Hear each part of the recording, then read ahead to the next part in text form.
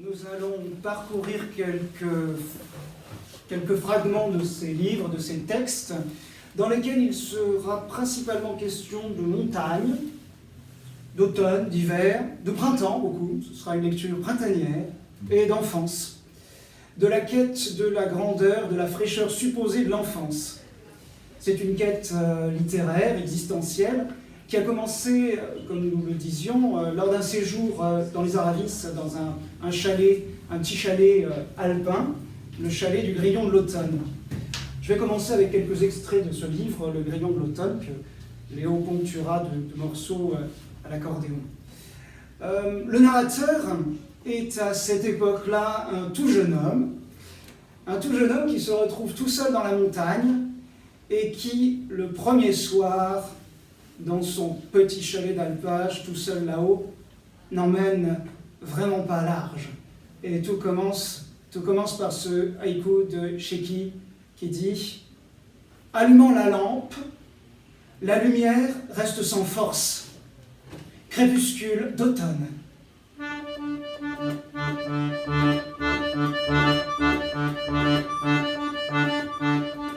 La porte de la voiture a claqué et je suis resté seul. Un instant encore, la lumière a vacillé entre deux virages au loin, puis plus rien. Fine particule de bruine grise voltigeant dans l'air brouillé. Léger battement aux tempes ou le cri d'un corbeau. Je me suis engagé à pas lents sur le chemin de la maison. Être ruisselant, terre spongieuse sous le pas, tout était sombre et partout dégoûté. Quand soudain, les crêtes de l'Est se sont éclairées et le chemin s'est mis à flamboyer.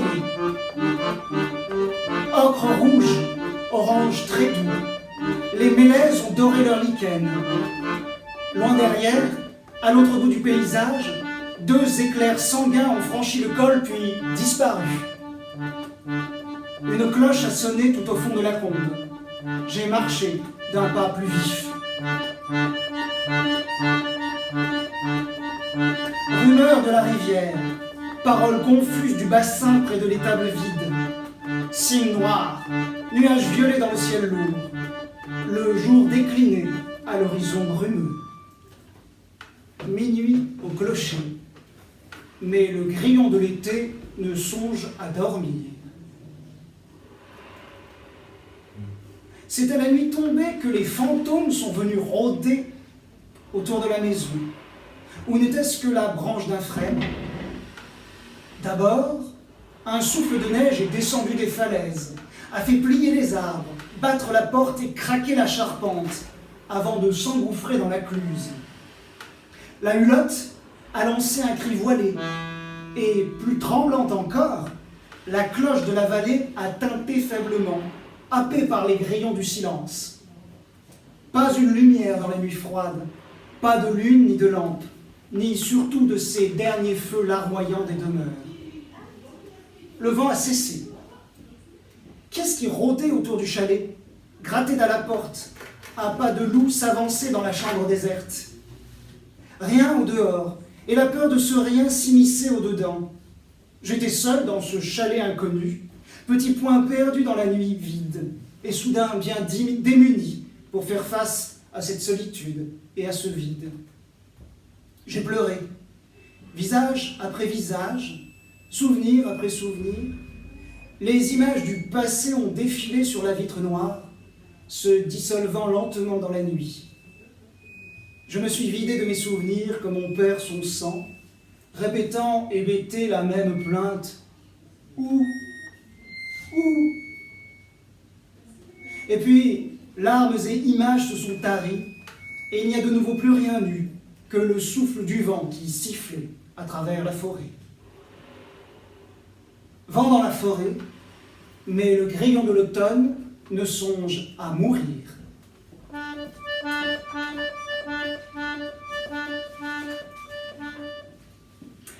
Alors le temps passe, ça c'était la première page du Grillon de l'automne.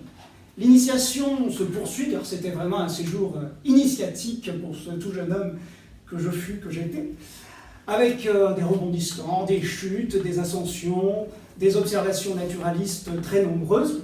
ne vais pas raconter ici. Même s'il ne se prend pas vraiment au sérieux, ce tout jeune homme solitaire se lève à 4 heures du matin, commence en s'aspergeant d'eau froide au bassin, s'astreint aux formes les plus douloureuses de la méditation assise, dans sa version japonaise, celle qui fait bien mal partout, marche toute la journée jusqu'au crépuscule, se nourrit exclusivement de pommes et de biscuits, lit et écrit ensuite toute la nuit, bref, travaille, c'est en tout cas ce qu'il dit dans le livre, il travaille. Par moments, il en a tout à fait ras-le-bol, il fait relâche, et c'est le petit extrait qui suit. Toujours dans le Crayon de l'automne, ça doit être à peu près au milieu du livre, c'est une version très accélérée. Voilà ce que j'écris à peu près au milieu du livre. Dans mon oisiveté, je travaillais à y être plus, je travaillais à n'y être plus, ou à y être plus. On s'y perd, je ne sais plus. Je travaillais à plus rien, ou à rien de plus. Trop y penser n'aurait fait qu'embrouiller les choses. Je ne savais pas pourquoi j'étais venu, ni ce que je faisais là. Quelque chose, en moi, travaillait. Travailler. Travailler? Quelle foutaise! Et méditer n'est pas mieux.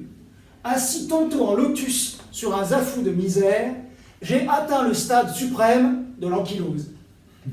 Meilleure est la marche, mais hélas, elle harasse et puis lasse. Finalement, mon vrai bonheur, c'est de boire un thé brûlant, assis là sur la terrasse, seul face au soleil couchant. Avec pour ce soir de fête 3 ou 4 grasses crêpes que je tends vers le soleil et dévore à belles dents, la bouche barbouillée de miel et le cœur plein de lumière. Voilà mon vrai soir de fête.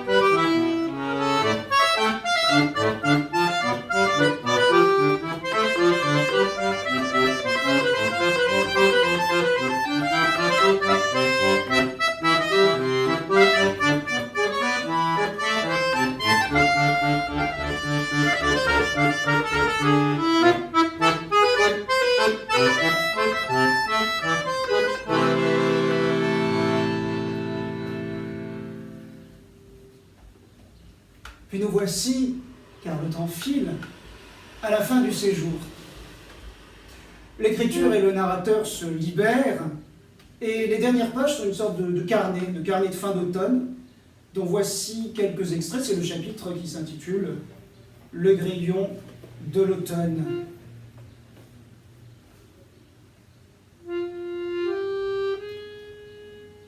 Quand les martinets sont-ils donc partis ? J'ai oublié, ou je n'ai pas vu. Le temps a passé, l'automne est arrivé en une nuit. Un matin, j'ai découvert le manteau vert sombre de la montagne, tout troué de rouille et de paille. L'automne était là. Le sol s'est couvert de feuilles et d'insectes morts. Sauterelles et criquets restaient à terre, engourdis, bientôt figés, avec une petite goutte de rosée qui perle au bout des mandibules. Les fourmis venaient ensuite en colonnes bien organisées pour transporter les cadavres. Pour survivre à l'assèchement de la mare, certains têtards des pays chauds deviennent carnivores. Une double rangée de dents leur pousse qui leur permet de dévorer leurs congénères, de grandir ainsi plus vite et de se métamorphoser à temps. Dans la montagne, c'est l'approche de l'hiver qui rend plus âpre la course à la vie. Les guêpes, incapables de faire des réserves, attaquent les ruches des abeilles où s'entasse le miel. Mais c'est en vain car elles meurent finalement sous le dard des gardiennes. Je suppose que tous les êtres qui, comme ces guêpes, savent qu'ils ne pourront pas passer l'hiver, ressentent avec une terrible intensité l'urgence de l'automne. Avant-hier soir, le petit grillon de la terrasse stridulait encore comme un damné. Comment pouvait-il par ce froid? Depuis, je ne l'ai plus entendu, mais l'écho de son chant continue à résonner dans ma solitude. Je ne peux plus marcher qu'en boitant d'une fenêtre à l'autre. J'ai épuisé la réserve de bois et la maison est glacée. Tout me rappelle que la fin du séjour approche et que je reste seul. Et moi aussi, je chante sans raison, brûlant du bonheur d'être là et frottant de plus belle les litres du stylo contre les pages du carnet.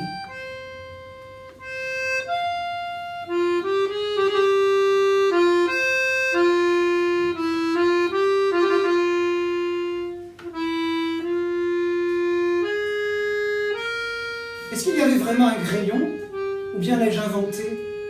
Je lis aujourd'hui que le grillon, insecte aux affinités tropicales, ne vit pas au-dessus de 1500 mètres et c'était l'altitude du chalet. Il me semble pourtant le revoir au bord de son trou, de sa tute, ce grillon montagnard. Mais je confonds peut-être avec un autre insecte, un autre lieu, une autre époque.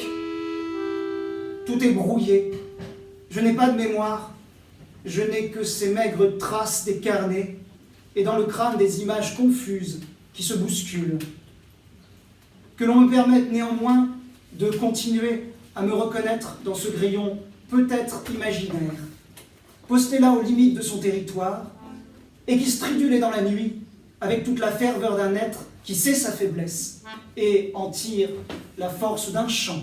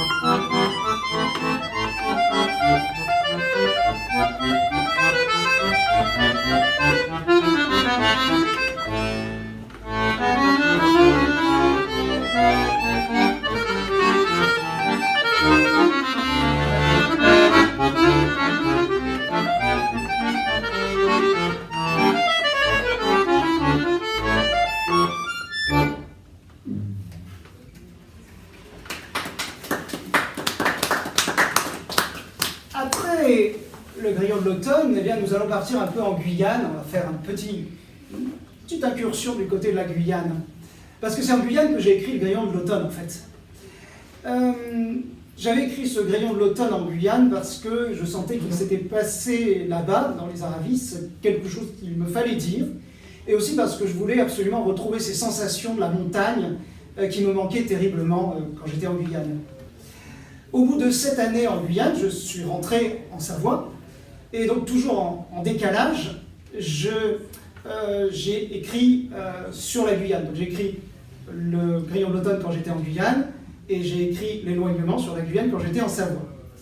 Je pense en fait qu'on écrit toujours pour lancer des ponts entre les lieux, entre les époques, entre le présent et le passé. Et en Guyane, j'ai rencontré un jeune Amérindien qui m'a accompagné pendant 6 ans, qui s'appelle Eliton dans le livre. Je vais vous lire 2 petits extraits de la partie centrale, la rencontre avec ce jeune homme, et ensuite une petite évocation pleine de nostalgie de ces moments là-bas. Un chapitre très humide, très pluvieux, très moustiqueux, intitulé « L'autre monde ». Nous sommes en pleine saison des pluies. Et donc, forcément, il pleut. Il pleut chaque nuit, depuis 3 nuits, et le jour même s'est voilé. Les batraciens reprennent leur vocalise, et Dieu que ça faisait du bruit. Les lucioles tournent en scintillant autour des arbres comme de petits satellites affolés, tandis que d'énormes scarabées mailles pourries percutent les vitres, et que des milliers de fourmis ailées cotofiou perdent leurs ailes sur la terrasse et se font dévorer par les blattes. Les moustiques envahissent la chaumière, tout suinte, le papier gondole, le canapé, les rideaux, les vêtements moisissent. En une nuit, un champignon de la taille d'un coprin a poussé sur l'une de mes chaussures. Et moi, je me sens ragaillardi, comme l'herbe sèche du jardin qui reverdit, comme les palmes fatiguées des maripas qui se redressent, comme les hibiscus décrépits qui refleurissent. Mon territoire s'agrandit à la démesure de cette saison des pluies. Il est 9 heures et je marche sur le chemin rouge en compagnie de l'enfant. Une dame créole roule jusqu'à nous en projetant des gerbes de latérite, ouvre sa fenêtre et nous apostrophe. « Vous n'avez pas compris que c'est un chemin privé, réservé à ceux qui ont acheté les terrains ?» Puis montrant le gamin. « Je l'ai vu celui-là. Il rôdait autour de chez nous, il s'est enfui quand on l'a appelé. On a été volés, nous. Je dis pas que c'est lui, mais... » Bien sûr, mon allure juvénile, mon treillis déchiré, mes cheveux en bataille, m'auront fait prendre pour le grand frère brésilien. Elle se radoucit un peu quand je lui explique que j'habite moi-même ici et que mon jeune ami ne s'intéresse nullement à leur propriété, je m'avance peut-être un peu d'ailleurs, mais seulement aux oiseaux de la forêt. Quant à sa fuite, la présence d'un Rottweiler n'incitait pas du tout à s'attarder. Nous obtenons ainsi l'autorisation de poursuivre notre chemin. En fait, ce n'est pas au village qu'Eliton me conduit. Chez lui, c'est avant tout ces quelques hectares de forêt secondaire qui entourent le quartier. Depuis son plus jeune âge, il marche pieds nus dans ces bois, souvent seul parce que, dit-il, les autres font trop de bruit. Il reste de longues heures au bord de son trou d'eau à pêcher des poissons minuscules qu'il ramène au village et garde dans son trou plus petit qu'il appelle son aquarium. Ou bien, il ne fait rien. Sur le moment, je l'imagine asocial et timide, ce qui est parfaitement inexact. Bien mieux que moi, il saura se montrer à l'aise dans tous les milieux. S'il ne parle guère, il manifeste une curiosité sans borne pour tout ce qui concerne la nature. Durant toutes ces années, je l'entendrai rarement exprimer un quelconque sentiment, si ce n'est par le truchement de la nature. Nous marchons au bord de l'océan, il regarde l'horizon et me demande où s'en vont les baleines. Je comprends aussitôt cette question comme l'expression d'un désir de voyage ou de fuite. Je perçois l'écho d'un mal-être, peut-être, d'une impatience en tout cas. C'est là une manière de suggérer, plutôt que de dire, qui met le locuteur entre parenthèses et n'est pas sans rapport avec l'art du haïku. Pour l'heure, il m'ouvre les portes de cet autre monde qui, comme dans la mythologie celte, jouxte notre monde, mais appartient au domaine du merveilleux. L'ordinaire s'y révèle dans toute son étrangeté. Voici la crique au tronc noyé, où je reviendrai si souvent. Le nid de la buse à tête blanche, un des plus beaux rapaces d'Amérique du Sud, que j'observe ici pour la première fois. Le trou d'eau aux anguilles, la gouille en savoyard. Nous nous tapissons sous une palme pour observer les singes, tandis que la pluie recommence à tomber. D'emblée, cette compagnie muette me convient si bien et me pèse si peu que j'en viens à l'oublier tout à fait. C'est à peine si je suis vaguement interloqué lorsque, de retour aux portes du village, il me demande avec aplomb « Quand est-ce qu'on va se revoir ?» Le coq de roche. Nos courses, nos jeux, nos silences, cette soif d'exploration, cette frénésie de forêt et de mer, comme s'il fallait rattraper le temps perdu, et comme si le temps nous était compté. Nous avions l'éternité à rattraper, et le temps, en effet, nous était terriblement compté.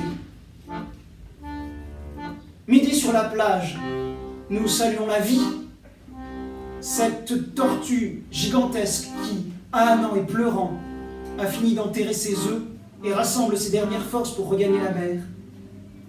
Minuit sur la plage, nous saluons la mort, ces méduses échouées, ces tortues sans yeux, ce dauphin rose pourrissant dans les algues. Aigrette aux pattes brûlées, nous fouillons les rochers à la recherche de ces minuscules poissons argentés qu'Eliton me montre avec un contentement encore enfantin. Jeunes jaguars, nous avançons à pas de fauve dans le fouillis des fougères avant de bondir sur une proie invisible. Moutons paresseux, nous parcourons en 7 heures un sentier dont les hommes font le tour en 20 minutes. Trottinant au bord de la piste comme un gros chien couleur chocolat, le puma s'enfuit à notre approche et disparaît dans le sous-bois. Ah, la trace de sa patte lourde imprimée dans la terre. Aventuriers intrépides ou chasseurs magdaléniens, nous nous glissons à l'intérieur des grottes où les chauves-souris gîtent par centaines. Là dehors, joyaux orange vif dans les crins forestiers, le coq de roche danse entre les taches de lumière. Ce jour-là, je me laisse aller à ces paroles paresseuses. La semaine prochaine, il faudrait revenir. Aussitôt, la beauté de l'instant se ternit, les barreaux s'abattent, et la réponse cingle, salutaire. La semaine prochaine, ça n'existe pas. Je ne serai pas là. Les plumes oranges du coq de roche ne brillent pas dans l'obscurité des cages, mais seulement dans la lumière changeante de certaines aires provisoirement dégagées, en un lieu et un moment dont le choix appartient au soleil et à l'oiseau danseur. Vouloir en retenir la beauté, c'est la perdre aussitôt. Cette année de Guyane, et me voici en Savoie. Et pour la première fois, j'écris sur le lieu même où je vis. Mais pour combler cette fois une autre blessure. 5 années d'écriture de la route rassemblées en une seule année fictive autour du pivot que constitue symboliquement la disparition de la mer. C'est donc la route ordinaire, écrite sur la route avec le dictaphone. Et c'est un dialogue qui s'instaure entre le lieu et l'écrivain, l'écrivant, itinérant, voyageant. Nous allons vous faire quelques extraits de cette route ordinaire, en commençant avec un petit texte qui s'appelle « Dialogue avec la route ». Je parle à la route et elle me répond. Ça qui est quand même miraculeux. Je lui dis donc « Dis-moi ce que tu donnes ». Et elle me répond « Je donne ce que tu nommes. Je donne tout ce que tes mots éclairent. Car sinon, c'est la nuit, la grande confusion de l'innommé. » Ouais, d'accord, mais aujourd'hui, dis-moi ce que tu donnes.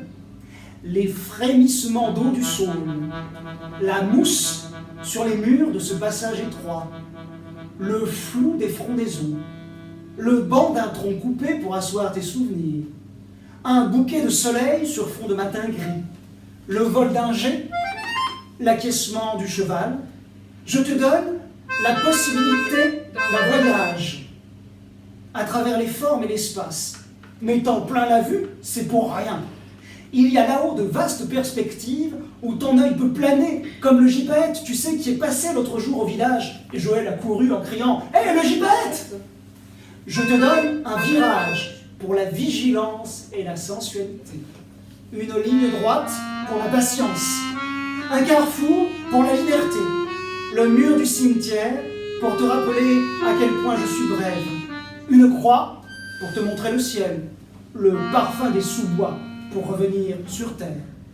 Je donne ce que tu nommes, ce que tu portes en toi, ce que tu veux vraiment. Tu vois, c'est très facile de s'exercer à ce jeu de parler avec moi. Comme l'enfant qui appose sa main maculée d'ocre sur la paroi où les grands ont fait apparaître la fresque des mammouths, je suis route participante. Je donne ce que tu rêves. C'est sans raison, c'est sans contrôle. Ça ne dépend ni de toi, ni de moi. Je donne ce que tu veux, ce que vraiment tu cherches. Un monde à dire, un monde à vivre, un monde à traverser. Alors évidemment, je ne sais pas combien de pages fait le livre, enfin, il est gros quand même, presque 300 pages, non plus de 300 pages d'écriture sur 15 km de route secondaire. C'est forcément un petit peu répétitif, répétition et variation constante. Moi, récemment, quelqu'un m'a dit, ce qui est formidable, c'est qu'aucun texte ne ressemble à l'autre, j'étais très content. Mais néanmoins, je dois avouer que j'aime énormément tout ce qui se répète.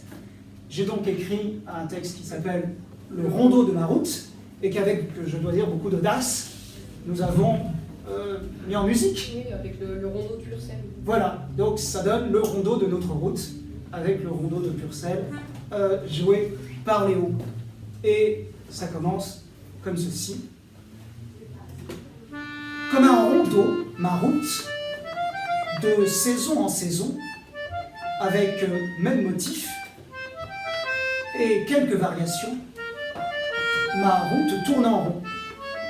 Bruine, brume, fumée, givre, gel et frima reviennent d'acapo. Comme un rondeau, le temps, manège ou balançoire, redevient jeu d'enfant. Ces redites ne sont que façon de danser ou que façon de faire tourner en rond la route. Et je suis cet enfant qui tente d'attraper au manège du temps le pompon d'un poème. Ma route tourne en rond, de virage en virage, vivant même saison. De toute éternité, ma route tourne en rond, que la mort, de loin en loin, balise. Comme un rondeau, ma route s'arrête alors.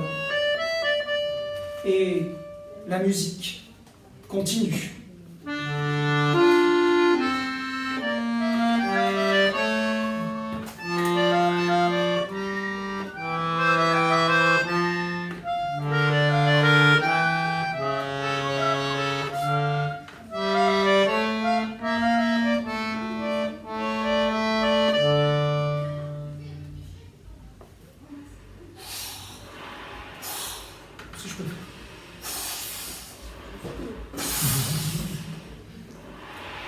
À tous les marins,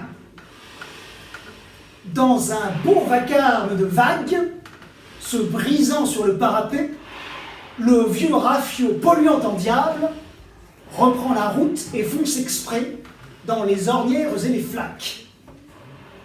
Passé Repidon, ça crépite, plic-plac et plic et plaque, ça grésille sur le pare-brise, sûr que le marin du virage, qu'on a quelquefois pris en stop, adorerait tout ce tapage, c'est plic et ploc et plic et ploc. Cette chanson dégingandée, intranscriptible au computer, qu'offre la pluie de février à tous les marins sédentaires. À tous les trappeurs. Soudain, ça crisse sous les pneus du traîneau ou de la bagnole, qui envoie vrombir dans les cieux tout un essaim de niverolles. La route redevient grand-piste, d'où partent les traces des bêtes. Et moi, vieil indien animiste, je piste, je trace, je guette. Je flaire des fuites d'hermine, sangliers, loups, chamois, chevreuils, renards blancs, lynx, martres et fouines, et cavalcades d'écureuils. Sous les frondaisons en dentelle, je pourchasse un rêve animal. Au-dessus de près, mon ciel reprend des lueurs boréales. Et je salue l'enfant au chien, coureur des bois, vrai voyageur, qui, embusqué dans son jardin, sait que nous restons des trappeurs. Pour terminer sur ce petit aperçu de notre route ordinaire, voici un poème pré-printanier, on finira au printemps. Petit poème de Mars, d'un printemps difficile et violent. Ça s'appelle simplement « Pour un printemps ». J'exècre, je redoute, je refuse le banal et le flou en nos vies ordinaires. Ces ankyloses de fin d'hiver, ces feintes, ces voiles, ces ruses et ce brouillard en fond de cluse. Je parle contre le pic, contre l'usure, contre le deuil. J'écris pour un printemps où la parole souveraine referait battre les portes du vivant, J'écris pour un printemps. Le printemps s'éveille à peine. Arrête de crier, tu vas le faire fuir, m'a murmuré le bois. Ne méprise pas le flou, c'est la réalité en laquelle tu baignes, m'a conseillé la brume. Et la route a renchéri. Regarde, comme tout est ouaté, comme tout est ténu. La canne rejoint sans bruit son compagnon dans le creux de la gouille. En contrebas, tout est doux. Le soleil rallume les façades, laisse venir la clarté, laisse venir. La corneille colérique a croassé cependant. Tombe la grêle, claque les becs, que ça grésille, que ça crève. Crac, crac, crac, crac. Redoute inerte, refuse l'opaque.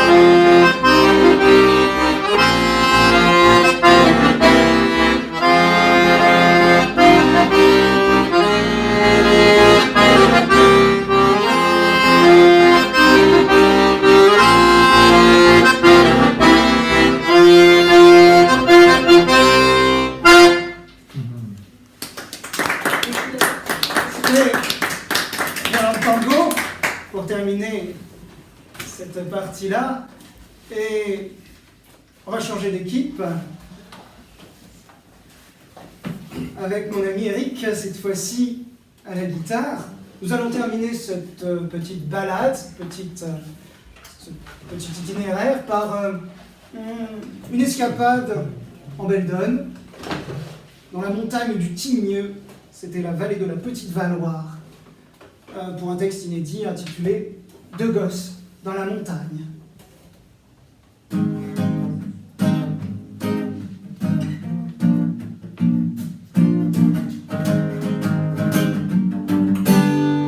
Une fois de plus, on se redresse, on s'étire, on secoue sa torpeur de fin d'hiver, on charge le sac et on se met en chemin.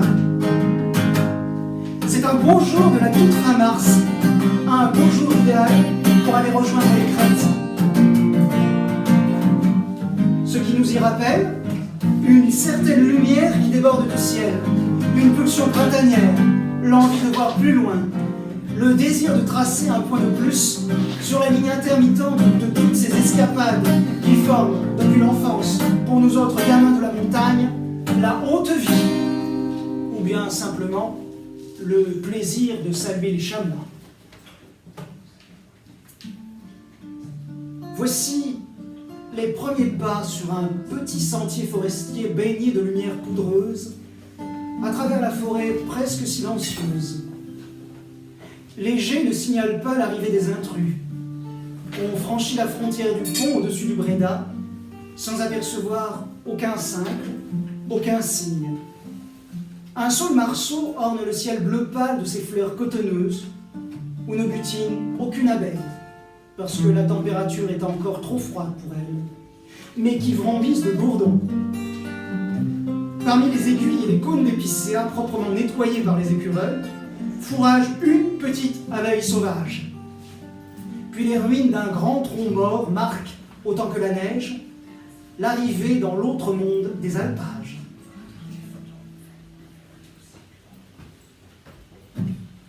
On chausse les raquettes, peu avant le premier chalet, une jolie cabane en pierre et en bois, où une part de nous habite en rêve à l'année.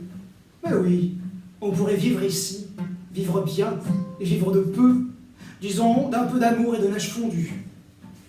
Puis on grimpe d'un bon pas jusqu'au deuxième refuge de la petite Valoire, dit chalet de la Fouetterie, une pierre grise posée parmi les pierres dans la montagne blanche. Ici, on pose son sac de soucis et de victuailles, déjà moins lourd parce que marcher allège des tracas d'en bas et qu'on a mangé en chemin.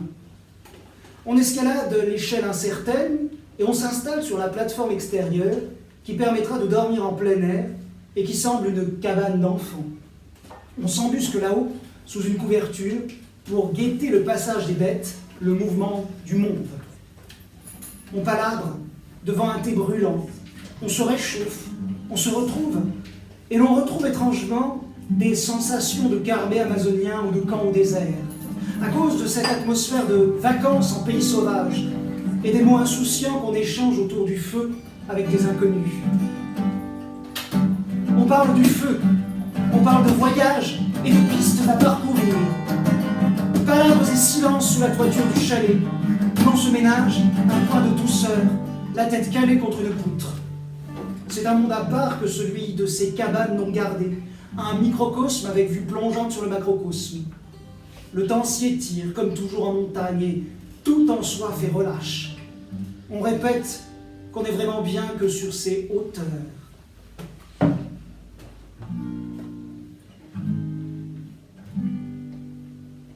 Palabres et silences dans la montagne.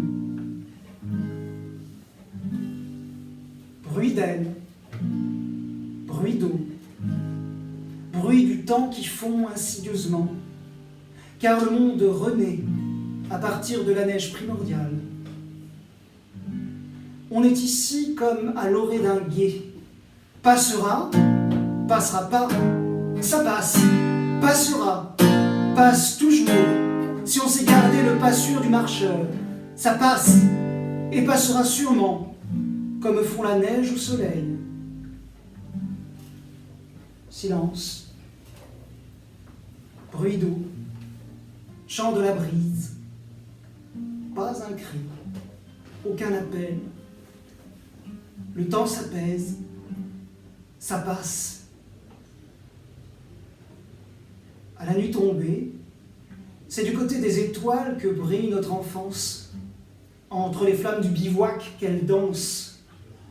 On s'assoit auprès d'elle, il y a le vent dehors, le chant, la guitare, et une demi-dizaine de nomades dedans, heureux, comme des gosses dans la montagne.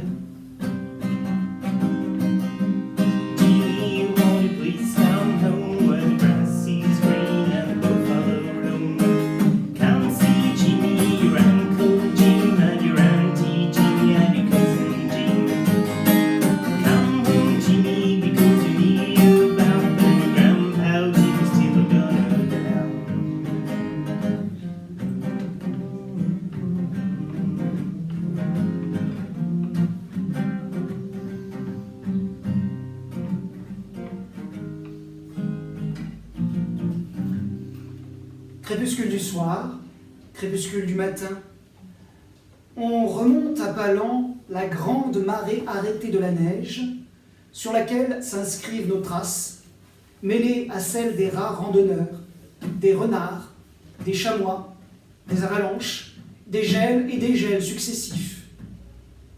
Effort lent, doux, nullement pesant de la marche. Souffle régulier, chaleur dans l'air vif. Sur la crête apparaît la tête du premier chamois, un mâle imposant qui vient jauger le danger, puis qui se couche près d'une pierre. Effort lent, heureux, aérien, tout tendu vers ce qui semble un col et qui n'est, on s'en aperçoit une fois qu'on y est, qu'un rempart de neige n'offrant aucun passage, mais une vue plongeante sur l'autre versant où cavale cette fois tout un troupeau de chamois. Les bêtes bientôt se couchent sur la neige et s'assoupissent au soleil de midi.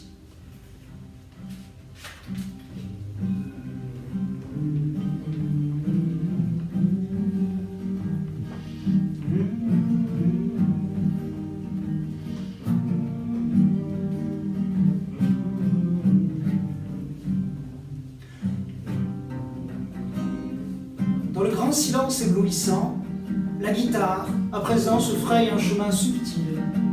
Elle tisse une sorte de fil entre les dômes blancs en contrebas, les pics sombres en contre-haut, et notre présence.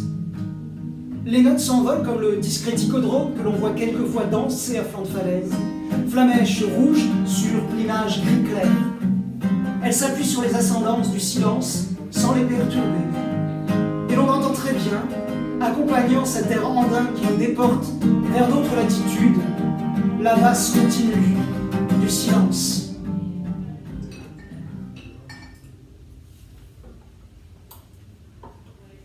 À midi, dans la montagne, le blanc, partout creusé, raffiné, travaillé, proclame la permanence et l'éphémère de la beauté, sur le fil de laquelle on funambule, bravant le vertige, niant la redescente, laissant s'enrouler le regard dans le cercle du lac gelé, puis remonter jusqu'au grand ciel. En ce lieu, le soleil, comme un voile blanc d'hiver, fait perdre tout repère. Une voix demande alors: est-ce que c'est le printemps? L'heure de repartir? L'aube d'une autre vie? Est-ce que c'est le jour et l'heure où les liens brisés se renouent? Est-ce que c'est le printemps? Merci beaucoup pour votre attention, pour votre écoute.